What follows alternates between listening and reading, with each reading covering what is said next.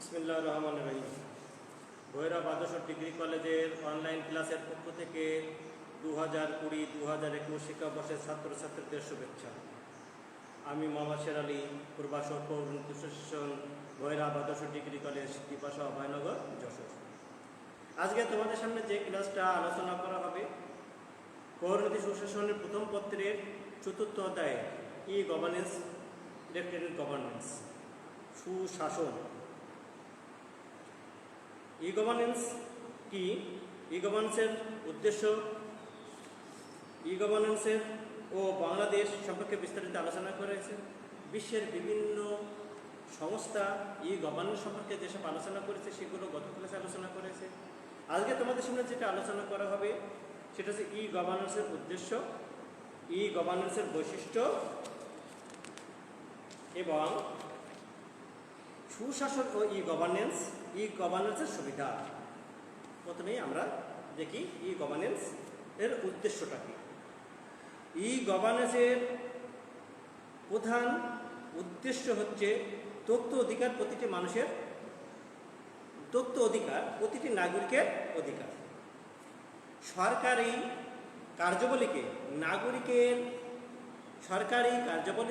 নাগরিকের অংশগ্রহণ কিভাবে প্রভাব ফেলেছে তা জানার অধিকার আছে প্রতিটি নাগরিকের। ই গভর্নেন্স মূলত জনগণকে তথ্য সেবা দেওয়ার লক্ষ্যেই কাজ করে থাকে। 2, তথ্য অধিকার প্রতিষ্ঠিত হলে সরকারি কাজে জবাবদিহিতা, স্বচ্ছতা আসে।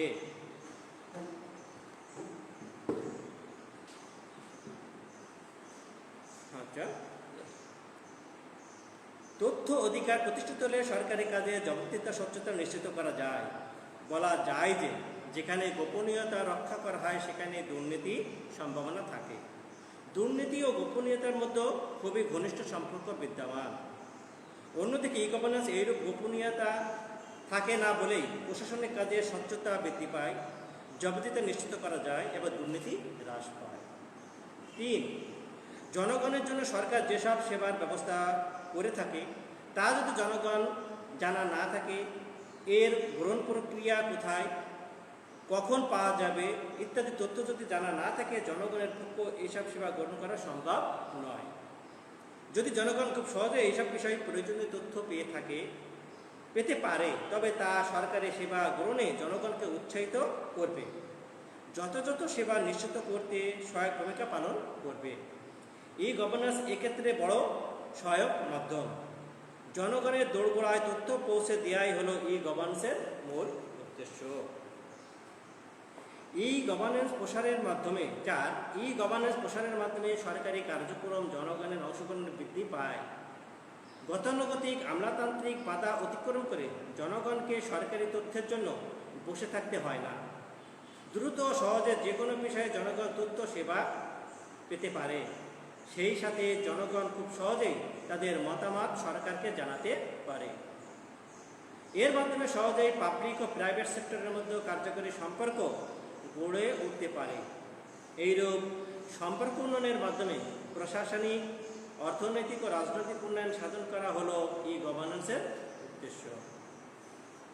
5, ই গভর্নেন্সের মাধ্যমে তথ্য প্রবাহ, অবাধ স্বাধীনতা প্রতিষ্ঠিত হয়।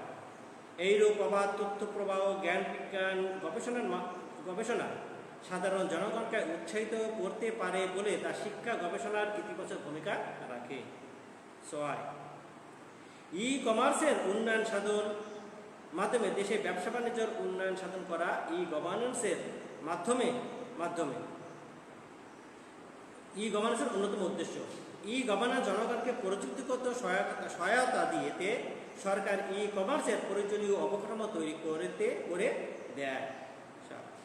গণতান্ত্রিক শাসন ব্যবস্থায় সুশাসন নিশ্চিত করা হলো ই গভর্নেন্সের অন্যতম উদ্দেশ্য। ই গভর্নেন্সের মাধ্যমে যদি সরকার নির্বাচনের প্রাক্কালে প্রার্থীদের প্রয়োজনীয় যাবতীয় তথ্য সরকারি ওয়েবসাইটে প্রকাশ করে, তবে তা দেখে জনগণ খুব সহজেও যোগ্য প্রার্থী নির্বাচন করতে পারবে। আবার সরকারি কর্মকর্তা, কর্মচারী এবং রাজনৈতিক নেতৃবৃন্দের সম্পদের হিসাব যদি একইভাবে প্রকাশ করা হয়, তবে তা দুর্নীতি প্রতিরোধ সহায়ক হবে। সরকারি টেন্ডার, ক্রয় বিক্রয়, ই গভর্নেন্সের মাধ্যমে সম্পন্ন হলে স্বচ্ছতা নিশ্চিত করা সম্ভব হবে।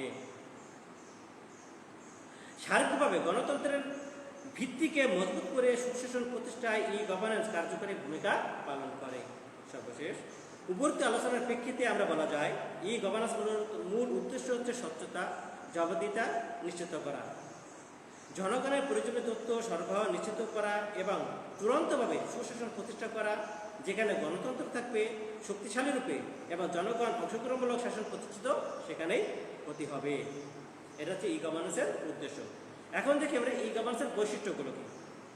আচ্ছা, ই গভর্নেন্স হলো তথ্য প্রযুক্তির ভিত্তিক ব্যবস্থা, তাই এর প্রধান বৈশিষ্ট্য হলো তথ্য প্রযুক্তির ব্যবহার।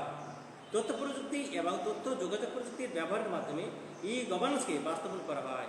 এই জন্য এতে যেসব উপকরণ ব্যবহার করা হয় তার মধ্যে প্রধান হলো এতে সরকারের বিভিন্ন ওয়েবসাইট বা ওয়েব পোস্টার থাকে, যাতে প্রয়োজনীয় সব তথ্য পাওয়া যায়।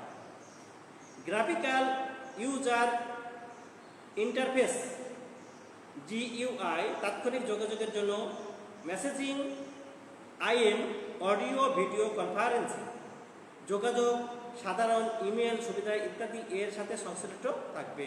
অর্থাৎ ই গভর্নেন্সের প্রধান বৈশিষ্ট্য হলো যে এতে আধুনিক তথ্য যোগাযোগ প্রযুক্তি ব্যবহার থাকবে। ই গভর্নেন্স বিভিন্ন মাত্রা বা আঙ্গিকে কাজ করে থাকে, যেমন G2C গভর্নমেন্ট টু সিটিজেন, সরকার থেকে নাগরিক। এক্ষেত্রে সরকার ও নাগরিকের মধ্যে কার্যকরী যোগাযোগ ব্যবস্থা গড়ে ওঠে। জনগণ সরকারের পক্ষ থেকে বৃহত্তর পরিসরে তথ্য পেতে পারে। তথ্য যোগাযোগ ব্যবস্থার মাধ্যমে জনগণ সরকারের পক্ষ থেকে তথ্য লাভ করতে পারে। G2B গভর্নমেন্ট টু বিজনেসম্যান, সরকার থেকে ব্যবসায়ীরা। এইরূপ ব্যবস্থায় সরকারের পক্ষ থেকে ব্যবসায়ীরা বাণিজ্যিক উদ্দেশ্য তথ্যসেবা পেয়ে থাকে। G2B ই গভর্নেন্স এর উদ্দেশ্য হলো সময় সাশ্রয় করা, লালফিতার দূরত্ব হ্রাস করা, অতিরিক্ত সার্ভিস চার্জ কমানো এবং স্বচ্ছ ব্যবসায়িক পরিবেশ নিশ্চিত করা। 3 G2E গভর্নমেন্ট টু এমপ্লয়ার, সরকার থেকে কর্মজীবী। রাষ্ট্র পরিচালনার জন্য অসংখ্য প্রতিষ্ঠান বা বিপুল সংখ্যক কর্মকর্তার প্রয়োজন হয়। এদের সাথে নিয়মিত যোগাযোগ রক্ষা করে চলা সরকারের কাজের সাথে জড়িত। এটি দ্বিমুখী যোগাযোগের একটি পদ্ধতি। ই গভর্নেন্স ICT এর ব্যবহারের এই কাজটিকে অনেক সহজ করে এবং দ্রুত স্বচ্ছতা নিশ্চিত করে। G2G গভর্নমেন্ট টু গভর্নমেন্ট, সরকার থেকে সরকার। এক দেশের সরকারের সাথে অন্য দেশের সরকারের যোগাযোগও এই সরকার এক প্রকার। শুধু সরকারের নয়, সরকারের বিভিন্ন প্রতিষ্ঠান, আন্তর্জাতিক সংস্থা, সংগঠনের মধ্যকার যোগাযোগ প্রক্রিয়া এর অন্তর্ভুক্ত। দ্য কাউন্সিল অফ ইউরোপ গভর্নেন্সের কতিপয় বৈশিষ্ট্য উল্লেখ করা হয়েছে। এর মধ্যে প্রধান হলো জনপ্রশাসনের সাথে সুশীল সমাজের ইলেকট্রনিক যোগাযোগ ব্যবস্থা, ইলেকট্রনিক ডেমোক্রেট ব্যবস্থা এবং পাবলিক সার্ভিস। উন্নয়নের লক্ষ্যে বলাচ্ছে সাধারণ লোকজনের সাথে জনপ্রশাসনের সম্পর্ক যদি গুরুত্বপূর্ণ বা সহযোগিতামূলক হয় তবে তা দেশের উন্নয়নের জন্য সহায়ক ভূমিকা পালন করে। জনপ্রশাসন জনবিচ্ছিন্ন কোনো প্রতিষ্ঠান নয়, কিন্তু সরকারি সাধারণ জনগণের অভাবযোগ কিংবা অনন্য বিষয় শোনা জনপ্রশাসনের পক্ষে সম্ভব হয়ে ওঠে না। এই জন্য সুশীল সমাজ বা জনপ্রতিনিধিদের মধ্যবর্তী ভূমিকা আশা করা হয়। ই গভর্নেন্সের মাধ্যমে সুশীল সমাজ এবং সাধারণ জনগণের সাথে খুব সহজে যোগাযোগ রক্ষা করে চলতে পারে জনপ্রশাসন।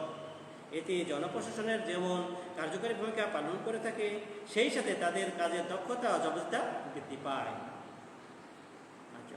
একটি গণতান্ত্রিক শাসন ব্যবস্থার পরিচালিত ধারার গণভোট কিংবা সাধারণ নির্বাচনের সময় ব্যতীত জনসাধারণের অংশগ্রহণের সুযোগ সীমিত। গণতান্ত্রিক বা অন্য কোনো ব্যবস্থায় জনগণের মতামত প্রকাশেরও কোনো সুযোগ নেই, কিন্তু ই গভর্নেন্স ব্যবস্থায় যে কোনো বিষয়ে জনগণের মতামত চাওয়া যায়। জনগণও যে কোনো স্থান থেকে এ বিষয়ে গঠনমূলক পরামর্শ দিতে পারেন। শাসন কার্য জনগণের এরূপ অংশগ্রহণ থাকে যে ইলেকট্রনিক্স ডেমোক্রেসি বলা যেতে পারে। আর এইরূপ ডেমোক্রেসি সম্ভব হয় ই গভর্নেন্স সিস্টেম জনপ্রশাসন পরিচালনার স্তর ভিত্তিক সিদ্ধান্ত গ্রহণ পরীক্ষা এবং যোগাযোগের ক্ষেত্রে সময় ব্যয় এক অনাকাঙ্ক্ষিত সমস্যা। সাধারণ ব্যবস্থাকে এ থেকে উত্তরণের কোনো উপায় নেই, কিন্তু ই গভর্নেন্স মুহূর্তে মধ্যেই দেশের যে কোনো অঞ্চলের সাথে যোগাযোগ রক্ষা করা যায়। জনপ্রশাসনের যেরূপ আধুনিকায়ন সময়কে যেন জয় করেছে